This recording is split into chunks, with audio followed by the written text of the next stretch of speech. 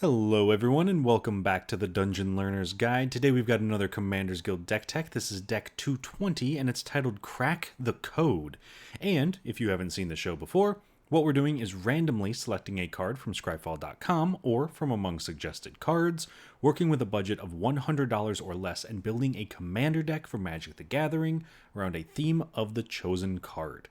So this week, our random card was suggested to us by Vintage over on Discord, and that card is Whispering Madness.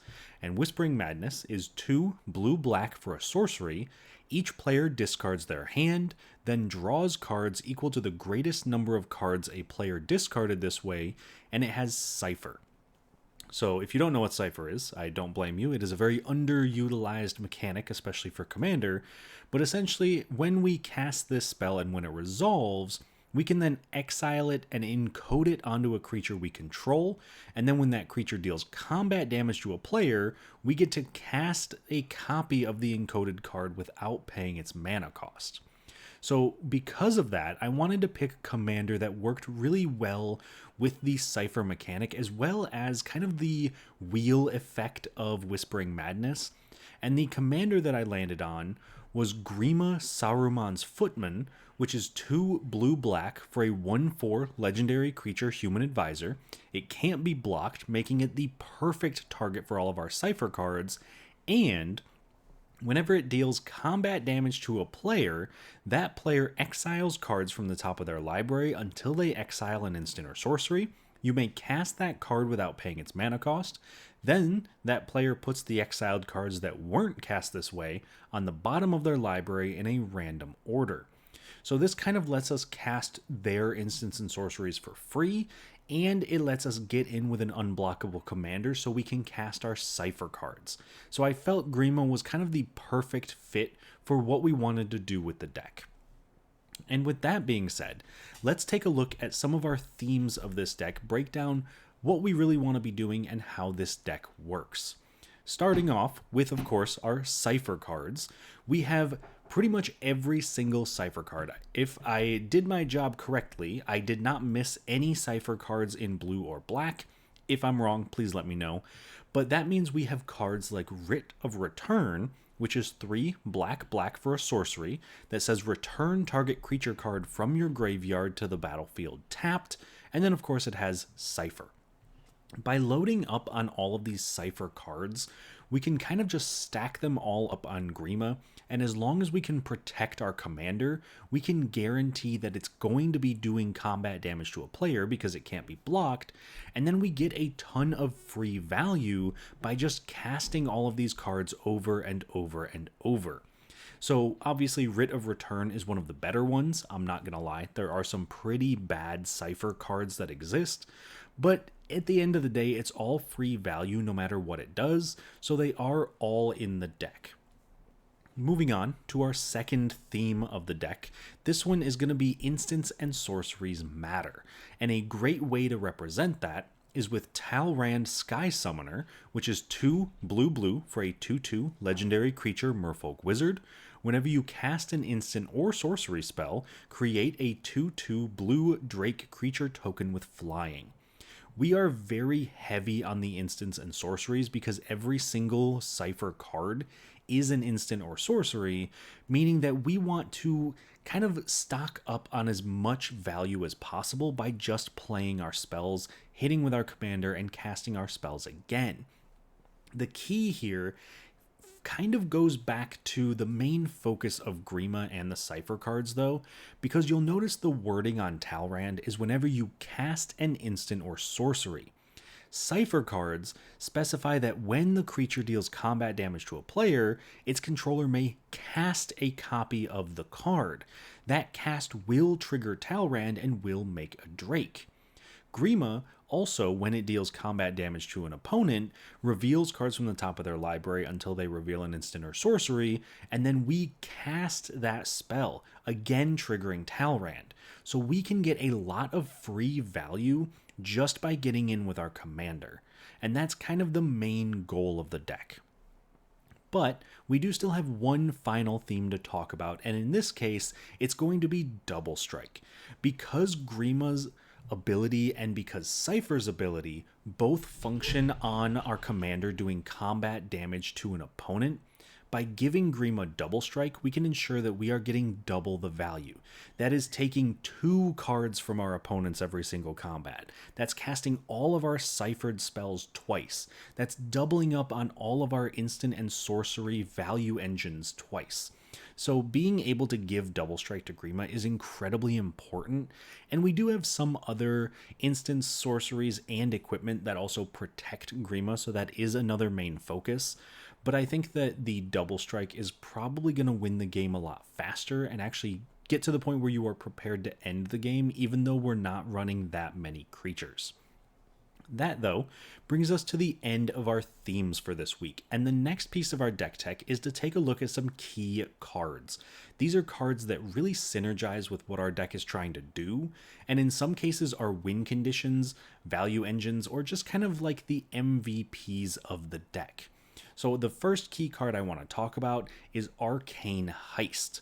And Arcane Heist is 2 blue for a sorcery. You may cast target instant or sorcery card from an opponent's graveyard without paying its mana cost, and if that spell would be put into their graveyard, exile it instead, then of course it has Cipher. This is probably one of the best Cipher cards in the entire deck for a couple of different reasons.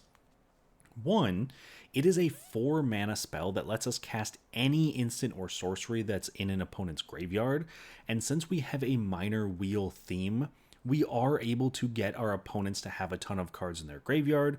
We can then get those cards back, and it has Cipher, so we can keep doing this over and over, and one of the best ways that this works is if we have Grima in play, ready to attack, we cast Arcane Heist, we steal an instant or sorcery, then we Cipher it onto Grima, we hit somebody, we get to cast an instant or sorcery from their library, and then also cast an instant or sorcery from their graveyard, essentially giving us 3 free spells plus the additional Arcane Heist. So if we have any instant or sorcery payoffs like Talrand, we would get 4 tokens just from that effect. And at that point, all we have done is cast Arcane Heist and attack with Grima. And that is a ton of free value that we can get kind of out of nowhere. Moving on, though, to our second key card. This one is Archmage Emeritus, and it is by far the best card draw engine in the entire deck. So Archmage Emeritus is 2 blue for a 2/2 human wizard. He's got Magecraft, so whenever you cast or copy an instant or sorcery spell, draw a card. And we specified this earlier with Talrand, the fact that cast is on our Cipher cards and cast is on Grima. It is incredibly important to how some of this deck functions. Now, anytime we trigger Grima and cast our opponent's cards and cast our Cipher cards, each of them is now drawing us an additional card.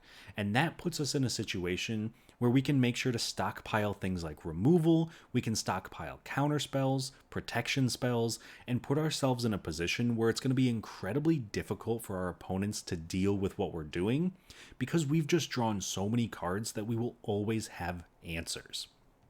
That is enough about Archmage Emeritus for now. So moving on to our third and final key card, and this card is by far the most important card in the entire deck, despite the fact that it looks like it doesn't exactly synergize, and that is Ancient Cellar Spawn. So Ancient Cellar Spawn is 1 black for a 3/3 enchantment creature horror. Each spell you cast that is a demon, horror, or nightmare costs 1 less to cast. We don't really have demons, horrors, or nightmares. That's not this kind of deck. So why do we have this in here? And it's in here for the second ability. Whenever you cast a spell, if the amount of mana spent to cast it was less than its mana value, target opponent loses life equal to the difference. This is incredibly powerful with our Cipher cards and with Grima, because we are casting every single Cipher card for free once it's encoded, and whatever spells we steal from our opponents with Grima are also cast for free. That means we are spending 0 mana to cast them, which is less than its mana value for whatever spell we're casting, so target opponent will lose life equal to the mana value of the spells we're casting. So if we cast a 4-drop for free, target opponent will lose 4 life. Ancient Speller Spawn is easily the card that wins us the game more often than anything else, because it can very, very quickly drain out the rest of the table, and it's genuinely kind of impressive just how strong this card is in this deck. And in fact, it's so strong that in my first builds of this deck, I had no way to find an Ancient Seller Spawn, and eventually I realized that it was strong enough that I put in transmute cards that can specifically find a 3-drop, so that way you can get Ancient Seller Spawn, because every single time I played this card, in playtesting with other people in some of my playgroup, if this card hit the board, I did not lose with this deck. It is literally that good. It is by far the MVP of the deck. Now, before I get too in-depth on hyping up Ancient Seller Spawn, let's move on to the next piece of our deck tech, which is the cool interaction section. This is the part where I'm going to talk a little bit about cards that synergize really well with each other, but in most cases are just fun cards that I want to highlight because maybe they work in unique ways or just do something interesting. The first pair of cards that I want to talk about is going to be between Psychosis Crawler and Windfall. Psychosis Crawler, 5 mana for a star artifact creature Phyrexian Horror, so it would get the discount from Ancient Seller Spawn. I believe it's the only card in the entire deck that can get the discount, but its power and toughness are each equal to the number of cards in your hand, and whenever you draw a card, each opponent loses 1 life.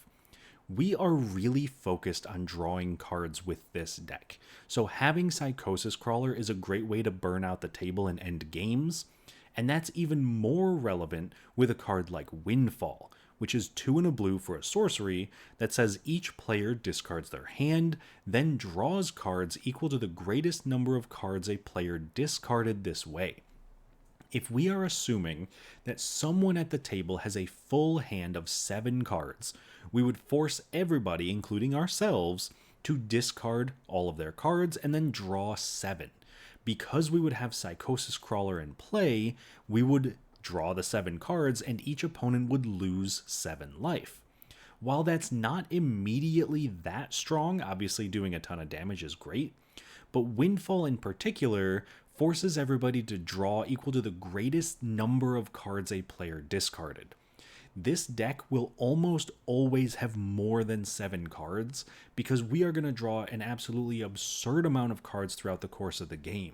So it's not impossible that we cast Windfall and Psychosis Crawler hits the table for 15 to 20 damage.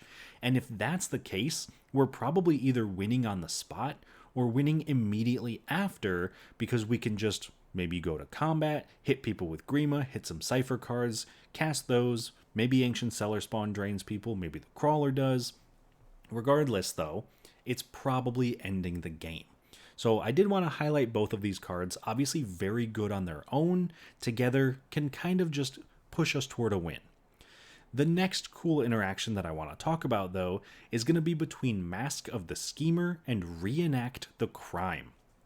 Both of these cards I have kind of started using more and more because I think that they provide a very unique ability to the game, but are also incredibly powerful together. So Mask of the Schemer is 2 and a blue for an artifact equipment. Whenever equipped creature deals combat damage to a player, it connives X, where X is the amount of damage it dealt to that player. Then it equips for 2. And so if we are conniving X, say /maybe with Grima, which is hitting for 1 damage, we would then draw 1 card, discard 1 card, and if we discard a non-land card, we put a +1/+1 counter on that creature. That then lets us hit an opponent for 2 next turn with Grima. We connive 2. We discard 2 non-lands, now it's a 4. And then we keep going up and up and up, essentially doubling power every single turn. However, that's not why I put it in the deck. I really put it in here to draw some cards and discard some cards, and if we're discarding cards, we may as well also play Reenact the Crime, which is 1 blue for an instant that says exile target non-land card in a graveyard that was put there from anywhere this turn, copy it, you may cast the copy without paying its mana cost. This is one of those cards that if I'm playing a blue deck, I try to include, because a lot of times it's just 4 mana to cast probably the best thing at any given moment. Because if something dies in a board wipe, you can cast it. If somebody mills something, if somebody even just casts their own spell and then it goes to the graveyard after it resolves, you can get it back. But with Mask of the Schemer, we are choosing a card to discard from our hand. We can discard the best card in our hand and then get it for 4 mana with Reenact the Crime, even though it may be a ton more mana to actually cast on its own. So while both of these cards have a lot of utility on their own, I think together they are an incredibly powerful addition to the deck. Now, normally, this would be the point in the deck tech where we would move on to the price of the deck. However, I have added a new section to our deck tech that, if we're being honest, is not going to show up every single week. However, this week it is, because there are some game changers in the deck, and because of the new bracket system for Commander, I want to make sure to highlight game changers that I'm putting into my decks in any future deck techs. So let me know down in the comments if this is a change that you like, if you would prefer we ignore this, or maybe you're not a fan of these particular game changers. I would love to know that as well. But this week, we actually have 2 game changers in our deck, and they are Narset, Parter of Veils, and Notion Thief. So if you don't know these 2 cards, they're basically on the game changers list because it wants to prevent your opponents from drawing cards. Narset is 1 blue for a 5 loyalty legendary planeswalker. Each opponent can't draw more than 1 card each turn. Honestly, we could stop reading at that point. That is 100% why we're playing this card and why she's a game changer. But she does also have a -2 ability that says look at the top 4 cards of your library. You may reveal a non-creature, non-land card from among them, put it into your hand, put the rest on the bottom of your library in a random order. Notion Thief, very similar, 2 blue-black for a 3/1 human rogue with flash. If an opponent would draw a card except the first one they draw in each of their draw steps, instead that player skips that draw and you draw a card. Normally, if these effects were in play and we play something like a Windfall or a Whispering Madness, we then force our opponents to discard their hands and they are unable to draw any more cards. With Narset, we just shut it off completely. With Notion Thief, we draw those cards. So I do understand that this is an effect that can really warp the way that a game is played. In the case that they are game changers, that makes sense. So if this is not your style of game, or you don't want to have game changers in your deck, then I did want to highlight these 2 to make sure that you are aware of that if you're interested in this deck at all. But I won't spend too much more time on it. If you like these cards, play them. If you don't, then don't. So, moving on though, now we hit the price section of our deck tech. And this week, the deck is very cheap at $56.58, almost half of our budget limit. And the most expensive card in the deck is actually only about $5.47, and that is Mnemonic Betrayal, which is 1 blue-black for a sorcery. Exile all cards from all opponents' graveyards. You may cast those cards this turn, and you may spend mana as though it were mana of any type to cast those spells. At the beginning of the next end step, if any of those cards remain exiled, return them to their owner's graveyards, then exile Mnemonic Betrayal. That's a lot of words on a card to essentially say that we get to cast spells from our opponent's graveyards this turn, and they can't because they're exiled. So since we are wheeling a bunch of cards, we've got all of our Windfall effects and our Whispering Madness effects, we're forcing our opponents to maybe discard, whether that's because we've drawn them too many cards or we just have actual discard effects. We are trying to fill up our opponent's graveyards, not as our main game plan, but as a way to kind of reinforce some of our Cipher cards. And if we're doing that, then Mnemonic Betrayal is definitely going to be one of those cards that helps us in the long run. It is, though, not necessary to the function of the deck. So if you do need to trim this out of the deck to make it almost about exactly $50, then you can do that as well. On the other hand, if you're looking for a card to put into the deck that's a little bit outside of our budget range, then I do have a suggestion for you there as well. And this week, the card I would recommend putting in is Auton Soldier, which is 4 blue for a 0/0 artifact creature alien soldier, and you may have it enter the battlefield as a copy of any creature on the battlefield, except it isn't legendary, is an artifact in addition to its other types, and it has Myriad. Now that is a lot of words that we really like in this deck, because if we can have Auton Soldier come in as a copy of Grima, that means we are now stealing 2 instant and sorceries from our opponents every single turn for free. Plus, if it has Myriad, we get to attack with a grand total of 4 Grimas, all of which are unblockable, all of which are stealing our opponent's instants and sorceries, triggering our instant and sorcery synergies, and really just letting us run away with the game. Plus, it doesn't hurt that it is a creature, and we are pretty low on our creature count. We did lean pretty heavily into instants and sorceries, so that doesn't hurt it either. If you are putting in the Auton Soldier, then you would have to take a card out of the deck as well, and the card I would recommend taking out this week is Goggles of Night, which is 1 and a blue for an artifact equipment. Whenever it deals combat damage to a player, scry 1, then draw a card, and it equips for 2. This is one of those cards that is not bad. If we're being perfectly honest, when I was looking at the deck list and trying to figure out what card to remove for an Auton Soldier, it was incredibly difficult. Almost every single card in this deck plays a role, plays a very important piece to some of our synergies, and so pulling any of the cards out isn't really where you want to be, and that's kind of exemplified by the fact that when I was building this deck, it was incredibly difficult to make cuts and get it down to 100 cards. There's just so many cards that work really well with what we're doing. Goggles of Night, though, it just couldn't quite make it when compared to some of the other cards in the deck. Yes, it lets you scry 1 and draw a card when it's equipped to a creature and it deals combat damage, but we have cards that do that same thing for 1 or 2 mana. Goggles of Night, you have to spend 4 mana just to get it to trigger a single time, and that's not really where we want to be. We want to be spending that 1 or 2 mana, not 4. So, unfortunately, I think Goggles of Night would have to take the cut in favor of Auton Soldier, but let me know down in the comments if you disagree. I would love to hear any arguments in favor of Goggles of Night, or maybe you've played Auton Soldier and you know that this is a good swap to make. Either way, love to hear it.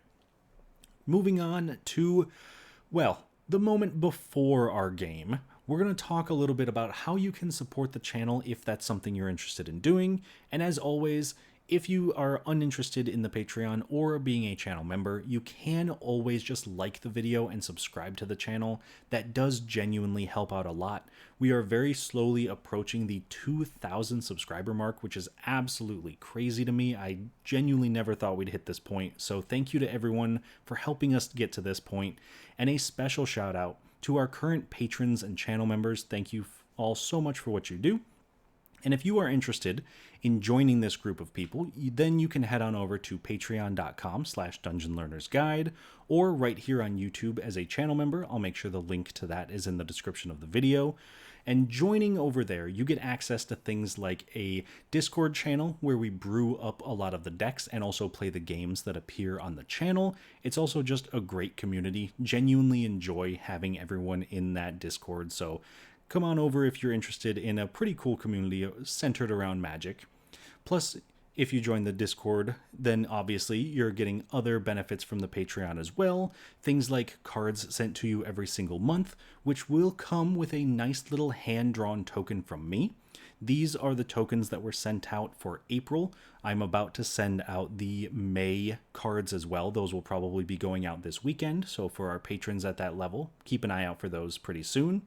And then, of course, if that's not your thing, or maybe it's just not the time, I completely understand. Like I said, you can always like the video and subscribe to the channel, and that helps out just as much. So, thank you to everyone for all of your support, and without any further ado, and any further rambling from myself, let's check out our game for this week and see how our Grima Cipher deck can do against some opponents.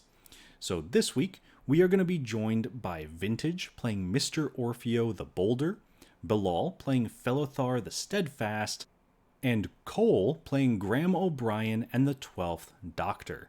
So starting off with Vintage and his Mr. Orfeo deck. This is a deck that he's kind of been brewing around for a little while, and I'm very excited to see it. I think Orfeo is a super cool commander. Just being able to double target creature's power whenever you attack is a very simple and clean ability that I'm sure can be broken in some ways. I'm very thankful that Orfeo doesn't have trample naturally, but I have no doubt that Vintage has ways to make sure that he can get through for combat damage, so I'm excited to see what it can bring to the table. Bilal, moving on to our next commander, has Felothar the Steadfast, which is a Toughness Matters deck, so it's kind of focused around some defenders, but it really just wants creatures that have a higher toughness over their power, so that way they can attack with that toughness, do a ton of damage, and probably win Bilal the game from there. Our final opponent, Cole, is playing an Exile Matters deck. So the 12th Doctor is caring about whenever he casts things from anywhere other than his hand, then he can copy things, and then when he copies things, the Doctor gets bigger. Graham O'Brien gets to make food tokens whenever he casts something from anywhere other than his hand. So he's really focused on exiling cards from his library, casting them from exile, and kind of getting that extra chunk of value that comes along with that. So I am very excited for this game. I think that if I had to pick one of these decks to be the most concerned about, it's probably Bilal's Felothar deck, because he has played Doran before, which is pretty similar in playstyle, and I've gotten absolutely run over by it. So I know Bilal is very good at playing these kinds of decks, but we'll see how it goes. Let me know in the comments if you have any predictions for how this game is going to turn out. I always love to see what people think beforehand. And as always, if you haven't already, please do like the video, subscribe to the channel, and let's jump into this game, and I will talk to you all once it's done. At the start of the game, Vintage goes first, followed by myself, Bilal, and then Cole. On Vintage's first turn, he plays a command tower. I play a swamp and cast Soul Ring. Bilal plays a Path of Ancestry. Cole also plays a Path of Ancestry. Vintage plays a Lair of the Hydra, then casts Sigil of Valor. I play an island and cast my commander, Grima, Saruman's Footman, which can't be blocked, and when it deals combat damage to an opponent, they reveal cards from the top of their library until they reveal an instant or sorcery, letting me cast it for free. Bilal plays a swamp and cast Wall of Roots, which he can put a -0/-1 counter on once per turn to make a green mana. Cole plays an island and casts Party Thrasher, giving non-creature spells he casts from exile Convoke, and at the beginning of his pre-combat main phase, discarding a card to exile the top 2 cards of his library, being able to play one of them until the end of turn. Vintage plays an Evolving Wilds and casts Birds of Paradise. I play a swamp and cast Last Thoughts, drawing a card and then encoding the spell onto Grima, so whenever he deals combat damage, I get to cast a copy of it without paying its mana cost. This lets me attack Cole with Grima for 1, casting the Last Thoughts, drawing a card, and then forcing Cole to reveal cards from the top of his library until he reveals Quantum Misalignment. I then cast that for free, creating a non-legendary token copy of Grima.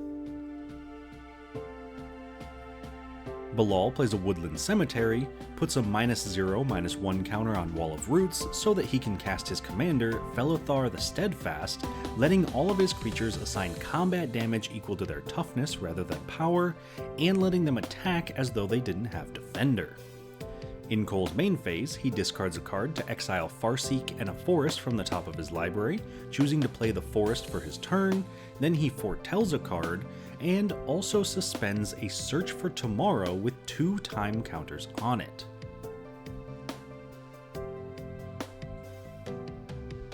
Vintage plays a Rakdos Carnarium, returning his Evolving Wilds to his hand.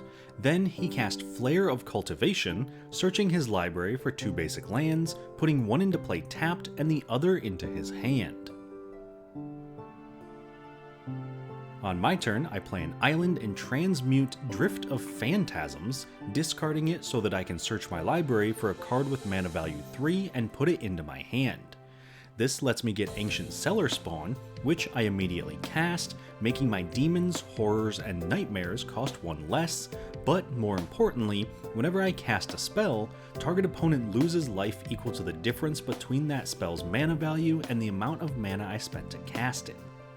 After that, I attack Bilal and Vintage both for 1 with the Grimas, and when they deal damage, I cast a copy of Last Thoughts, drawing a card and making Cole lose 4 life, cast Bilal's Harrow, sacrificing a land to search my library for 2 basic lands, putting them into play and making Bilal lose 3 life, and cast Vintage's Signal the Clans, searching my library for 3 creatures, revealing them, choosing 1 at random, putting it into my hand, and making Vintage lose 2 life.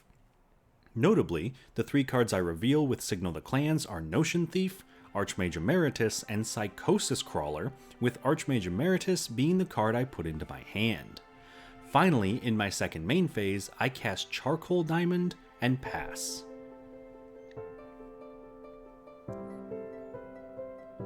On Bilal's turn, he plays a command tower, then casts Treebeard Gracious Host, creating 2 food tokens when it enters, and whenever he gains life, putting that many +1/+1 counters on target halfling or treefolk. After that, he attacks me for 9 with Felothar and the Wall of Roots. On Cole's turn, he discards a card to exile Throes of Chaos and an island from the top of his library, choosing to cast Throes of Chaos this turn. Then he plays a Reliquary Tower, gaining no maximum hand size, and casts the Throes of Chaos, cascading into Memory Worm, casting that for free as well, and now, whenever he casts a spell from anywhere other than his hand, Memory Worm gets a +1/+1 counter, deals 2 damage to target player, and forces that player to discard a card and draw a card. Vintage casts his commander, Mr. Orfeo the Boulder, now doubling the power of target creature whenever he attacks. He then plays a swamp and equips Orfeo with the Sigil of Valor, giving it +1/+1 for each other creature he controls whenever Orfeo attacks alone. After that, he casts Ruby, Daring Tracker, which gets +2/+2 whenever she attacks, as long as he controls a creature with power 4 or greater. On my turn, I play a swamp and cast Talrand Sky Summoner, creating a 2/2 Drake token whenever I cast an instant or sorcery spell. Once that's resolved, I cast Mental Vapors, making a Drake, forcing Bilal to discard a card, and encoding the spell onto my original Grima. Then I attack Cole and Vintage both for 1 with the Grimas, casting a copy of Last Thoughts and Mental Vapors, drawing a card, making Vintage discard a card, making Vintage and Bilal both lose 4 life, and making 2 Drake tokens. Then I also cast Into the Time Vortex from Cole's deck, cascading into Call of the Nightwing, making a 1/1 horror token with flying, encoding it onto Grima, making Cole lose 5 life, and making Bilal lose 4 life.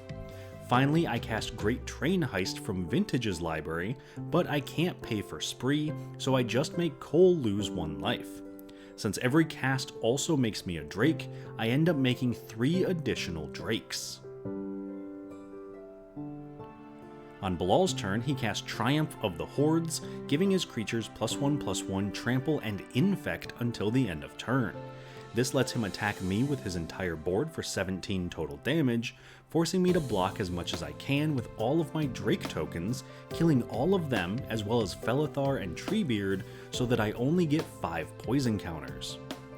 In Cole's upkeep, Search for Tomorrow comes off suspend, so he casts it, searching his library for a basic land, putting it into play and triggering Memory Worm, putting a counter on it, doing 2 damage to me, forcing me to discard a card and draw a card. After that, he plays a Temple of the False God and casts the Flux, doing 4 damage to target creature, choosing to do it to my Ancient Cellar Spawn, killing it. Finally, Cole moves to combat, attacking me for 2 with the Memory Worm, and then passes. Vintage cast a Rubble Belt Rioter, which gets +X/+0 when it attacks, where X is the greatest power among creatures he controls. After that, he cast Calamity Bearer, doubling the damage his giants would do. Then he attacks me with Orfeo, the Rioter, and Ruby, doubling Orfeo's power to 4, and then the Rioter's power also becomes 4, while Ruby gets +2/+2. I block Orfeo with my Horror token, killing it and only taking 7.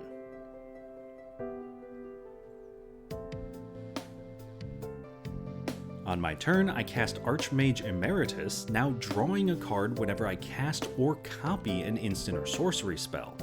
Once that's resolved, I cast Whispering Madness, drawing a card, making a Drake, forcing each player to discard their hands and draw cards equal to the greatest number of cards discarded this way, which is 4 since Bilal had 4 cards in hand. Finally, when the spell resolves, I encode it onto my commander. In response, Cole casts Growth Spiral, drawing a card but not putting a land into play, and then I attack Cole and Bilal both for 1 with the Grimas, setting off a chain reaction of spells. I cast copies of Last Thoughts, Mental Vapors, Call of the Nightwing, and Whispering Madness, drawing a total of 5 cards, making Bilal discard a card, creating a Horror token, making 4 Drake tokens, and then forcing each player to discard their hands and draw 10. Then, I also get to cast Last Night Together from Cole's library, drawing another card, making another Drake, untapping both Grimas, putting 2+1/+1 counters on each of them, giving them Vigilance, Indestructible, and Haste until the end of turn, and getting an additional combat phase. I also cast Expel the Interlopers from Bilal's library, drawing a card, making a Drake, and choosing a number between 0 and 10, destroying all creatures with power greater than or equal to the chosen number, which in this case is 4, not destroying any creatures. In my second combat step, I attack Cole for 6 with both of the Grimas, again casting copies of Last Thoughts, Mental Vapors, Call of the Nightwing, and Whispering Madness, drawing 5 more cards, making Vintage discard a card, creating a Horror token, making 4 Drake tokens, and then making each player discard their hands and draw 17.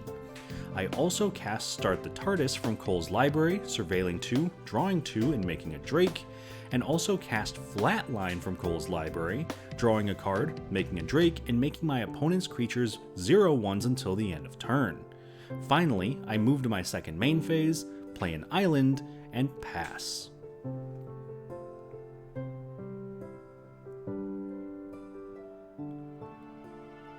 On Bilal's turn, he plays a Plains, casts a Sol Ring, an Orzhov Signet, a Selesnya Signet, and finally casts a Tree of Redemption, which can tap to exchange its toughness with his life total.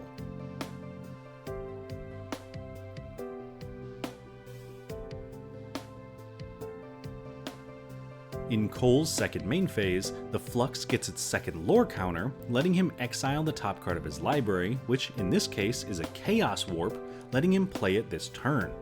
He also discards a card, exiling a Mountain and Nardole Resourceful Cyborg from the top of his library, choosing to be able to play Nardole this turn. After that, he plays a Dreamroot Cascade and casts his commander, the 12th Doctor, giving the first spell he casts from anywhere other than his hand each turn Demonstrate, and whenever he copies a spell, the 12th Doctor gets a +1/+1 counter. Once that resolves, Cole collects Evidence 6 to bestow a Detective's Phoenix onto his commander, giving him +2/+2 flying and haste. This lets him attack Vintage with the Doctor for 6, then in his second main phase, Cole foretells another card.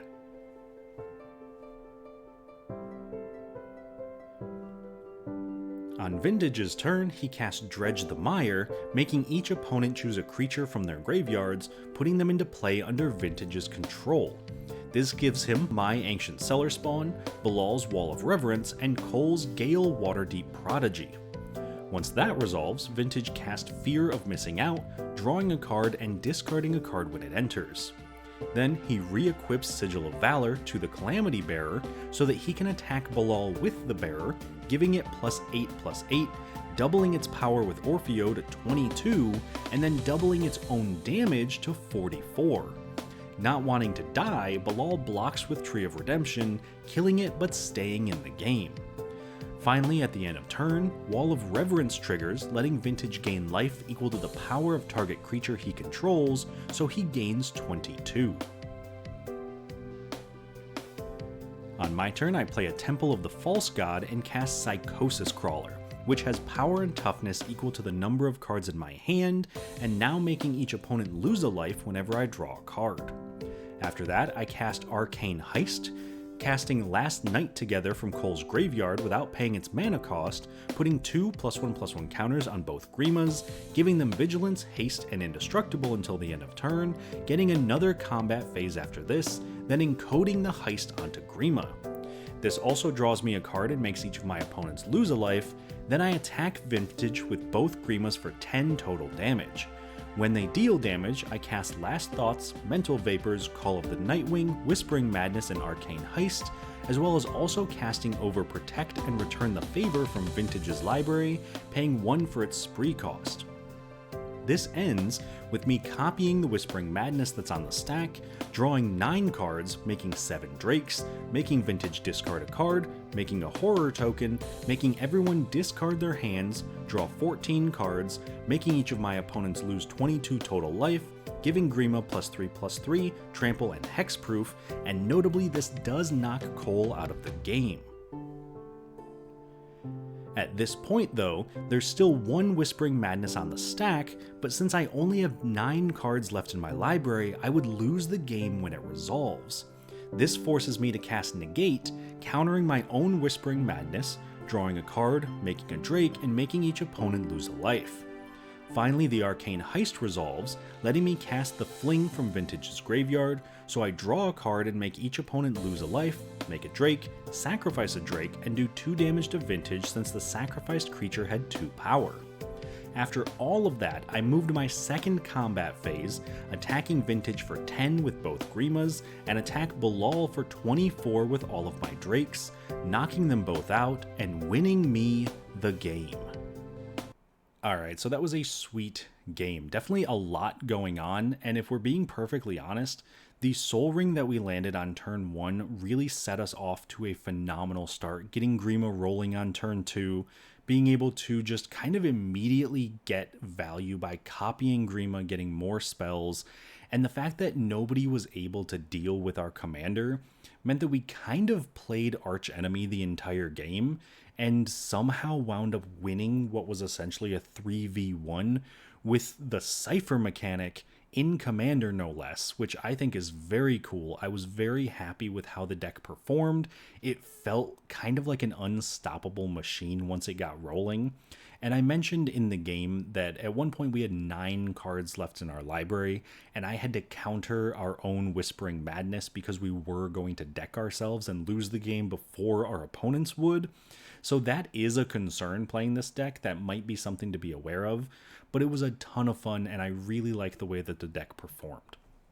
Moving around the table so we can talk about our opponent's decks as well, I think Bilal's deck was very cool. I think he could dish out a ton of damage very quickly, but it definitely didn't have the kind of oomph that he needed it to have to run us over.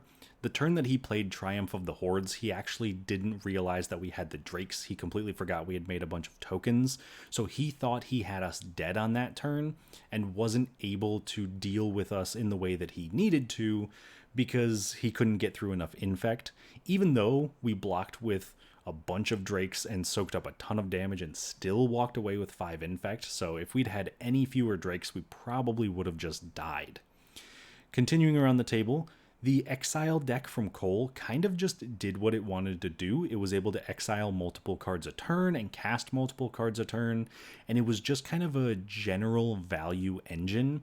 And I think that if the game went super long, that's probably the deck that's going to walk out the winner just because of the amount of card advantage it has and ways to keep churning through its library. So my money would be on Cole's deck in a longer term game. And then last but not least, we have Vintage, who had Mr. Orfeo, and had an incredible showing with Mr. Orfeo. If he had had Trample at any point in that game, he could have taken out any player that he wanted to. Swinging for 44 damage with the Calamity Bearer in one turn was absolutely wild. And the fact that he was able to do all of that, and then he mentioned later on in the game that if he'd had just a little bit more mana, he actually did have a Fling in his hand the turn that he had the giant creature, so he could have flung that at me for 22 damage and taken me out of the game. because at that point I had no interaction that could have dealt with that. So definitely a little bit closer than it looks when you're watching the game, and closer than it looked playing the game at the time too, for sure, which I think makes it even that much more interesting. So that was our game for this week. That was our deck tech for this week. Thank you all so much for watching. I hope you enjoyed it. I know I certainly did. And of course, as always, if you're interested in more things like this, then please do like the video, subscribe to the channel, and comment down below if you have any cards you would like to see me build around in the future. But with all of that being said, thank you once again, and I will see you on the other side of the Dungeon Learner's Guide.